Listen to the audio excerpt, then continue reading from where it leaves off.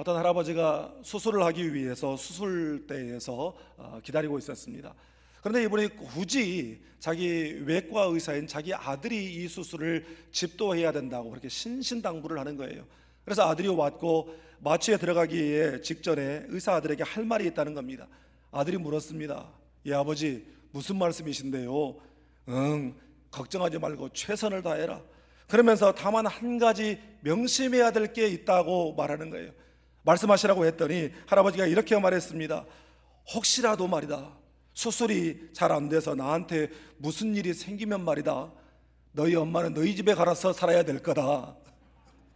무슨 말인지 잘 모르겠습니까? 어머니 모시기 싫으면 나 살려내라, 이런 이야기잖아요. 여러분, 연로하신 부모님을 참 모시고 산다는 것이 당연하지 않은 시대가 되어버렸어요. 참 쉽지 않은 시대가 되어버렸습니다.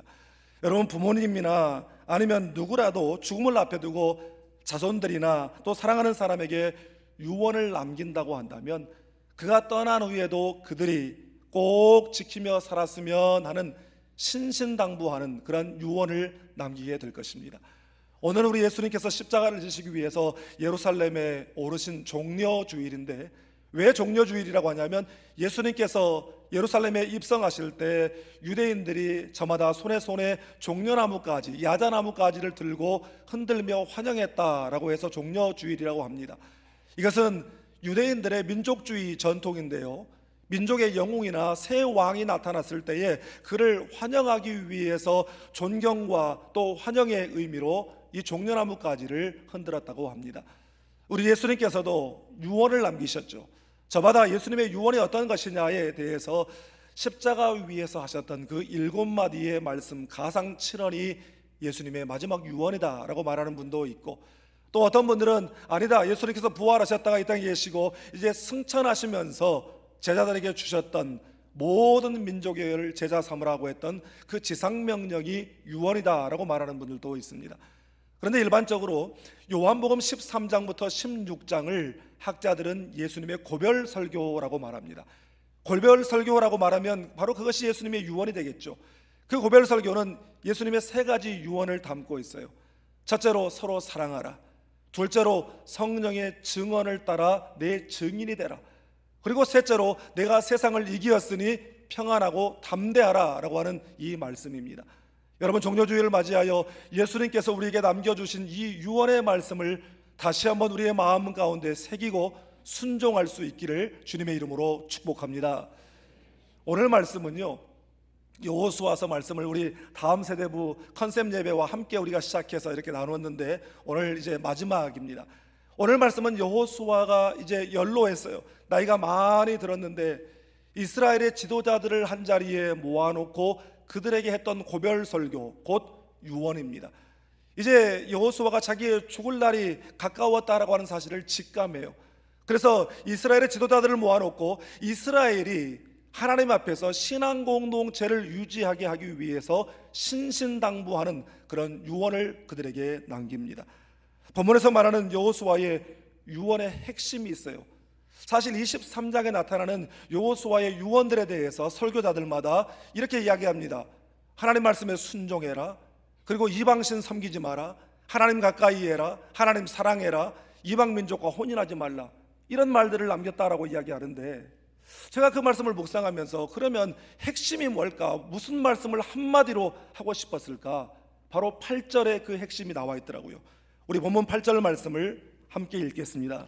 오직 너희 하나님 여호와께 가까이 하기를 오늘까지 행한 것 같이 하라. 아멘. 지금 여호수아가 이스라엘 백성들에게 이제 세상을 떠나면서 신신당부하는 유언의 핵심은 무엇이냐? 바로 너희의 하나님 여호와께 가까이 하라는 것입니다.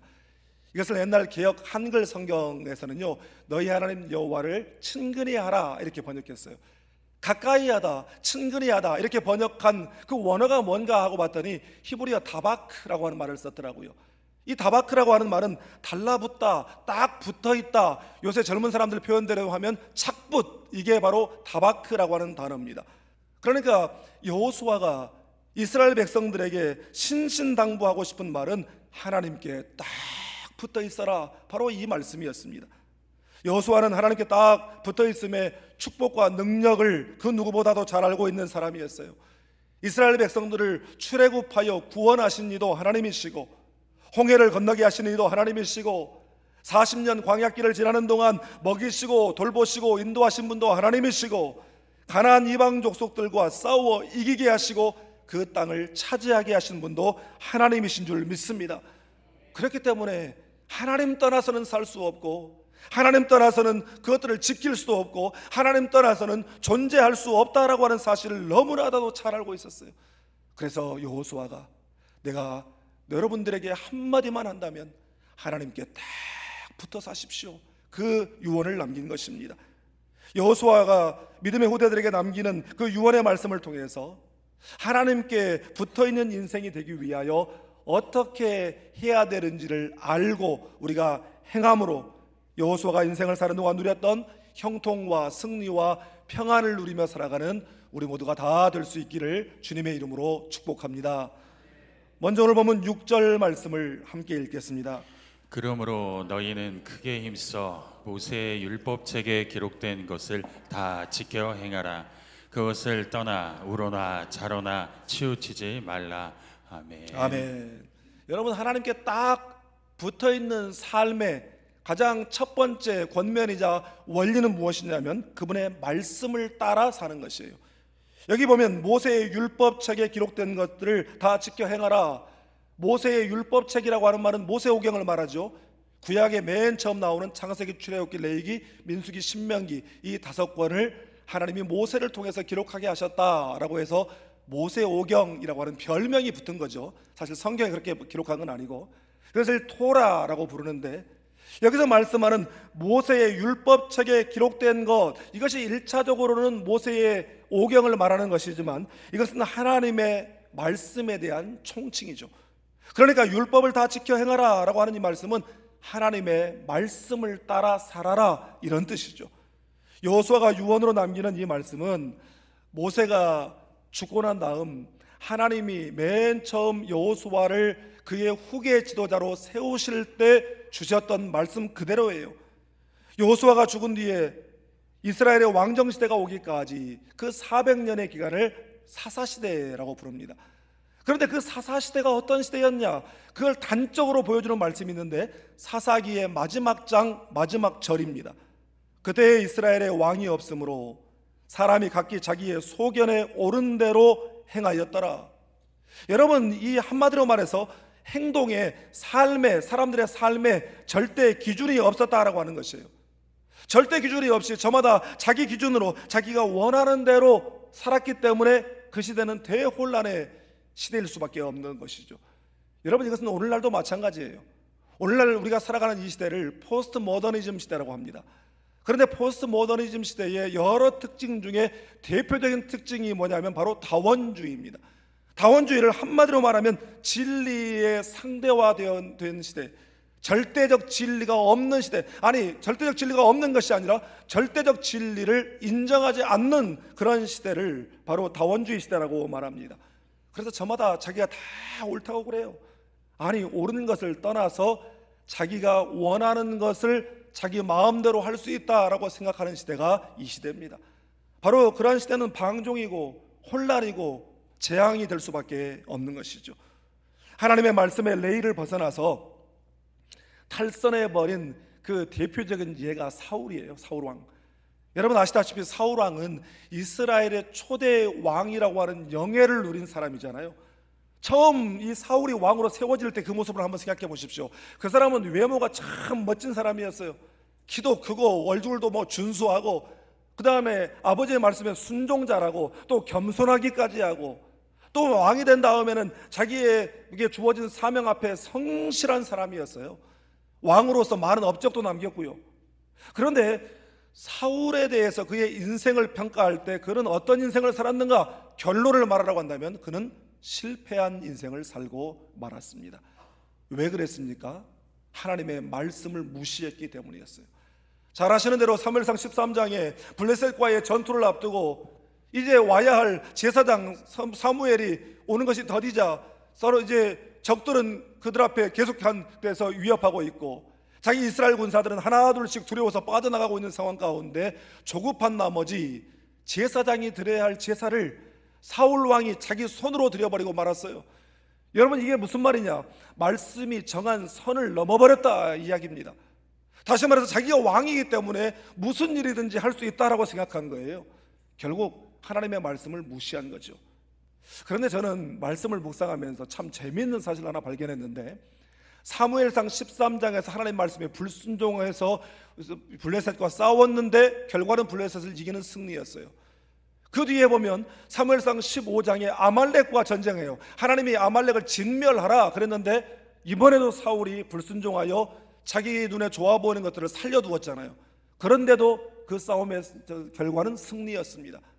여러분, 결과는 승리였어요. 과정이 어땠든지 좀 부족한 면이 있었더라도 결과가 좋으니까 좋은 것 아니냐라고 생각할지 모르지만, 여러분, 하나님의 말씀을 어기고 불순종하고 어긴 승리가 진정한 승리일까요? 여러분, 우리의 개인적인 신앙생활도 마찬가지죠. 하나님의 말씀을 떠난 합격과 취업과 승진과 당선과 성공, 승리, 이게 정말 축복일까요? 교회도 마찬가지죠. 하나님의 말씀을 도외시하고 세상의 방법과 기술과 유행을 따라하고, 그래서 대단하다는 소문이 나고 사람들이 막 몰려오고 숫자가 많아지는, 바로 그것이 진정한 부흥일까요? 그 모습을 하나님이 좋아하실까요? 최근에 제가 읽은 이야기인데요, 저 어릴 적만 해도 그 국민학교 국어책에 청개구리 이야기가 나왔는데 요새도 그 이야기가 나온다네요. 여러분 잘 알지만 평소에 엄마 말을 그렇게 안 듣는 아들 청개구리, 엄마가 시키는 대로 시키는 말을 하면 꼭 그 반대로 하고 거꾸로 하는 게 청개구리잖아요. 어머니가 병들었는데 죽어가면서 유언을 한마디 하죠. 뭐라고 합니까? 내가 죽거들랑 내 무덤을 꼭 내가에 만들어다오. 그래야 또 거꾸로 해서 산에다가 묻어줄 거니까 엄마가 그렇게 한 거예요. 근데 이놈이 엄마가 돌아가시고 나니까 그제서야 정신 차리고 엄마의 마지막 유언이라도 내가 꼭 드려야 되겠다 그러면서 내가에 무덤을 만들잖아요. 그런데 비가 오니까 엄마 무덤 떠내려갈까 봐 비가 올 때마다 개굴개굴 슬피 울었다는 그런 이야기잖아요. 그게 이제 초등학교 1학년 그 국어 문제의 지문으로 나왔어요. 그리고 그 밑에 질문이 나왔는데, 이 이야기에서 아들 청개구리에게 해주고 싶은 말은 무엇인가요? 그랬더니 1학년 한 남자아이가 이렇게 썼습니다. 청개구리야, 걱정 마, 곧 새엄마가 생길 거야. 여러분, R.A. 토레이라고 하는 목사님이 계셔요. 그 목사님의 설교 가운데 이런 예화가 있습니다. 4명의 사람이 알프스의 마테호론의 미끄러운 빙벽을 오르고 있었어요. 이 4명은 이 안내자 1, 그리고 그 뒤에 등산객 1, 그리고 그 뒤에 안내자 2, 또 그 뒤에 등산객 2, 4명이 한 줄로 이어져서 이제 이 빙벽을 오르고 있었습니다. 그런데 맨 밑에 올라오고 있던 등산객 2가 발을 헛디뎌서 그만 대롱대롱 매달리고 말았습니다. 바로 그 잡아당기는 힘에 그 앞에 있었던 안내자 2도 여지없이 미끄러져 또 허공에 매달리게 되었습니다. 그리고 그 앞에 있던 등산객 1이 미끄러지지 않기 위해서 안간힘을 써봤지만 결국 버티지 못하고 그 사람까지 미끄러져 세 사람이 대롱대롱 절벽 위에 매달려 있는 그런 상황이었습니다. 그런데 첫 번째 안내자는 밑에서 줄이 잡아당겨짐을 느낄 때에 그 등산화에 붙은 파이크를 힘있게 그 등벽에 박아서 안전한 위치를 확보하고 있었습니다.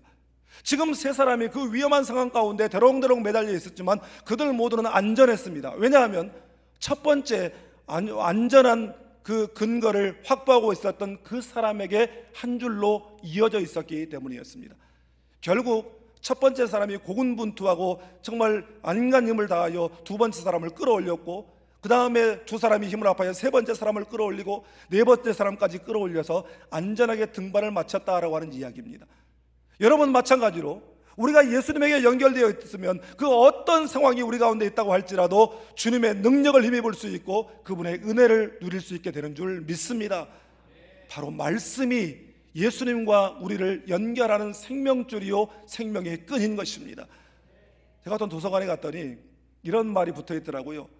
육의 양식은 밥이고 마음의 양식은 책이다.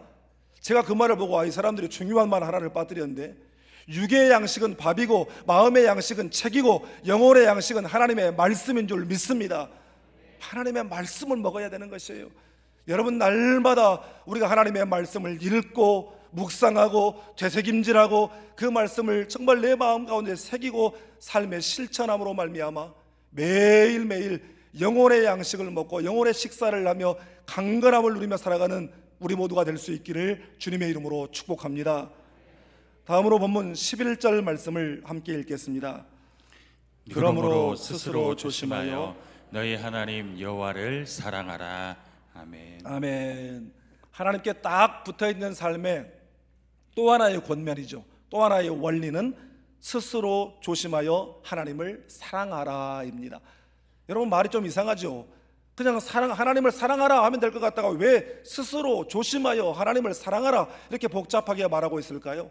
도대체 무슨 말을 이렇게 번역했나 하고 봤더니 스스로라고 하는 말이 히브리어로 네페시라고 하는 말인데, 이 말은 히브리어의 루아흐라고 하는 단어와 함께 자주 등장하는 말인데, 이 말은 영혼, 생명, 살아있는 생명체라고 하는 단어를 네페시라고 하는 단어를 사용하고 있습니다. 조심하다라고 하는 말은 샤마드라고 하는 말인데, 이 말은 말 그대로 조심하다, 또 깊은 관심을 가지다 이런 뜻이에요. 그러니까 스스로 조심하여 하나님을 사랑하라, 이 말은 너의 영혼으로 조심하여 하나님을 사랑하라, 이런 이렇게 직역할 수가 있겠죠. 여러분, 하나님을 영혼으로 사랑한다라고 하는 게 뭘까요? 감정으로 사랑하는 것이 아니라, 아니 내가 전혀 마음이 그렇지 않은데 그래도 사랑해야 되니까 하는 의지로 사랑하는 것이 아니라 영적인 교제를 통한 전인격적인 연합을 의미하는 것입니다. 친밀함의 그 사랑을 지켜가기 위하여 조심해라, 유의해라, 이런 뜻이죠. 여러분, 결혼한 부부가 두 사람 사이의 사랑을 지켜가기 위해서는 뭘 조심해야 될까요? 그것은 내 배우자가 아닌 다른 대상에게 마음을 주는 것, 마음을 빼앗기는 것, 이것을 조심해야죠. 왜 하나님을 사랑하라 라고 하는 이 말에 이런 특별한 표현을 덧붙인 걸까요? 본문 7절 말씀을 보시면, 너희 중에 남아있는 이 민족들 중에 들어가지 말라, 그들의 신들의 이름을 부르지 말라, 그것들을 가리켜 맹세하지 말라, 또 그것들을 섬겨서 그것들에게 절하지 말라. 여러분, 여기에 보면 하지 말라라고 하는 말이 5번 나와 있어요. 5개의 동사가 나타나는데, 저는 이 7절 말씀을 묵상하면서 스스로 조심하여 하나님을 사랑하라라고 하는 것이 어떤 뜻인가를 이 구절이 잘 우리에게 설명해 주고 있다라고 하는 생각과 동시에, 하나님께 딱 달라붙어 있는 하나님과의 연합, 하나님의 하나됨을 깨뜨리고 하나님으로부터 멀어지게 만드는 5단계의 과정을 이 한 구절이 우리에게 설명해 주고 있다라고 하는 생각이 들었습니다. 첫째, 들어가지 마라. 둘째, 부르지 마라. 셋째, 맹세하지 마라. 넷째, 섬기지 마라. 다섯째, 절하지 말라. 여러분, 어디든지 일단 한번 들어가고 나면 마지막까지 빠져들어가는 것은 시간 문제입니다. 그러니까 처음부터 주의하고 조심해야 되는 것이죠. 빗나간 사랑의 대상으로서의 이성이든 술, 담배든 마약이든 처음부터 거기에 자기가 푹 빠져서 내가 헤어나올 수 없는 지경에 한번 이르러 봐야 되겠다라고 마음먹는 사람은 아무도 없어요. 한번 처음에는 한번 잠깐 구경만 하고 얼른 와야 되겠다, 한번 들여다만 봐야 되겠다, 필요하다면 한 발만 착 이렇게 딛고 한번 살짝 보고 나와야 되겠다. 처음엔 다 그렇게 생각합니다. 자기는 절대 그런 데 빠지는 사람이 아니라고 생각해요. 그런데 그 한 발 들여놓는 그 순간 결국 자기 스스로도 어찌할 수 없는 통제 영역을 벗어나 버리게 되는 거예요. 이미 흐름을 타버리게 되는 것입니다. 여러분, 가나안의 우상들은 화려하고 매력 있게 보였습니다. 우리 여호와 하나님은 형상 만드는 것 자체를 싫어하시는 분이에요. 하나님 형상이 없어요. 하나님의 형상도 모양도 없어요. 그런데 이 가나안의 신들은 형상과 모양이 있어요. 그리고 그 형상과 모양이 딱 봐도 야, 이거 풍요를 가져다 줄 것 같은데, 이거 가지고 지 몸에 지니고 다니면 뇌도 잘 낳고 농사도 잘 되고 사업도 대박 날 것 같은데, 그런 느낌을 주거든요. 그래서 점점 거기에 빠져들게 만드는 것입니다. 여러분, 거기에 마음을 빼앗게 되면 첫 번째로 나타나는 현상이 사랑의 틈이 생깁니다. 여러분, 어떤 것이나 틈이 생기면 불순물이 끼게 되어 있고, 불순물이 끼게 되면 사랑이 오염되게 되는 것이고, 하나님으로부터 멀어지게 되고 영적인 능력을 잃어버리게 되는 것입니다. 여러분, 우상이라는 거 하는 게 뭐예요? 우상이 꼭 어떤 모양을 만들어서 거기에 절하고 하나님 외에 다른 신만 우상이 아니에요. 하나님보다 더 마음을 빼앗기는 것, 하나님보다 내가 더 내 영혼을 다하여 섬기는 것, 정성을 쏟는 것, 그것이 다 우상이라는 것입니다. 그러므로 내 영혼으로 조심하여 하나님을 사랑하라. 여러분, 이 말은 내 영혼을 다하여 신실하게 하나님을 사랑하라, 이런 뜻입니다. 그러기 위해서는 깊은 친밀함 속에서 하나님의 사랑으로 영혼을 가득 채워야 되는 것입니다. 그래서 내 영혼 가운데 하나님 외에는 그 누구도 그 무엇도 비집고 들어올 수가 없게 만드는 것입니다. 예수님께서는 아버지께서 나를 사랑하신 것 같이 나도 너희를 사랑하였으니 나의 사랑 안에 거하라 말씀하십니다. 그러니까 아버지와 내가 누리는 그 친밀한 사랑을 너희도 내 안에서 누려라, 바로 그런 말씀이죠. 여러분, 친밀함이라고 하는 게 어떻게 생겨납니까? 친밀함이라고 하는 것은 자주 대화하는 관계에서 깊어지고 그 시간을 통해서 쌓여지는 것입니다. 그래서 건강한 부부들은요, 나이가 들어갈수록 이 세상에서 가장 친한 사이, 절친이 배우자라고 그렇게 이야기한답니다. 우리가 하나님 아닌 것들의 마음을 빼앗기지 않기 위해서는 항상 하나님과 동행하는 것이 필요하고, 또한 나와 함께 계시고 내 곁에 계신 하나님의 임재를 느껴야 하고, 또 그것을 위해서 우리가 늘 대화로서 그것을 확인해야 되는 것입니다. 우리가 늘 대화하는 거예요. 하나님 사랑합니다. 하나님, 지금 이 순간 내 곁에 계셔주세요. 하나님, 내가 이것을 어떻게 하면 좋을까요? 이런 끊임없는 하나님과의 대화를 통해서 하나님과의 친밀한 사랑이 더욱 깊어지고, 이제는 그 누구도 그 무엇도 그 사이에 개입할 수 없는 온전한 하나됨을 이루어 하나님의 보좌로부터 흘러나오는 은혜와 또한 형통과 평안을 누리며 살아가는 여러분 되시기를 주님의 이름으로 축복합니다. 사랑하는 여러분, 우리 주님 예수 그리스도께서는 십자가를 통하여 하나님 아버지의 말씀에 온전히 순종하셨고, 바로 그 십자가를 통하여 우리를 향한 하나님의 사랑을 증명해 보여주셨습니다. 여러분, 우리가 우리 자녀들에게, 우리의 다음 세대와 우리의 후대들에게 전해주어야 할 유언이 무엇이겠습니까? 그들에게 남겨주어야 할 유산이 무엇이겠습니까? 그들의 가슴에 십자가를 심어줄 수 있기를 바랍니다.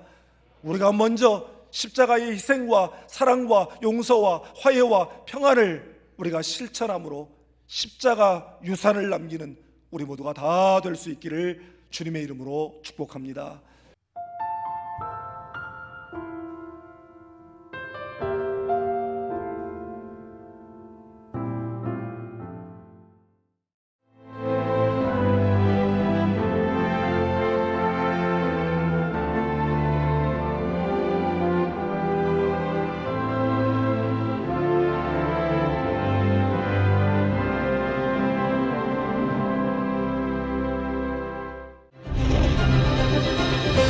기회는 준비된 도시를 선택합니다. 대지엔 바이오, 반도체, 도심엔 문화, 하늘엔 우주. 대한민국 미래 산업의 새로운 가능성을 열어가는 곳. 격이 다른 도시, 순천입니다.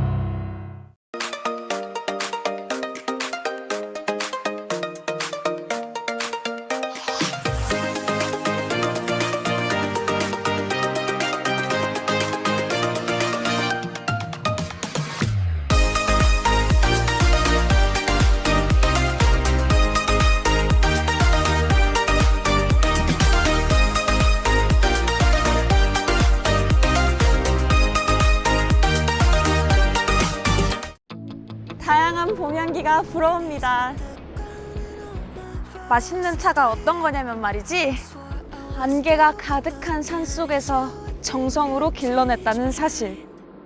다양한 봄 향기가 가득한 보성 다양 대축제로 여러분들을 초대합니다. 보성 다양대 축제.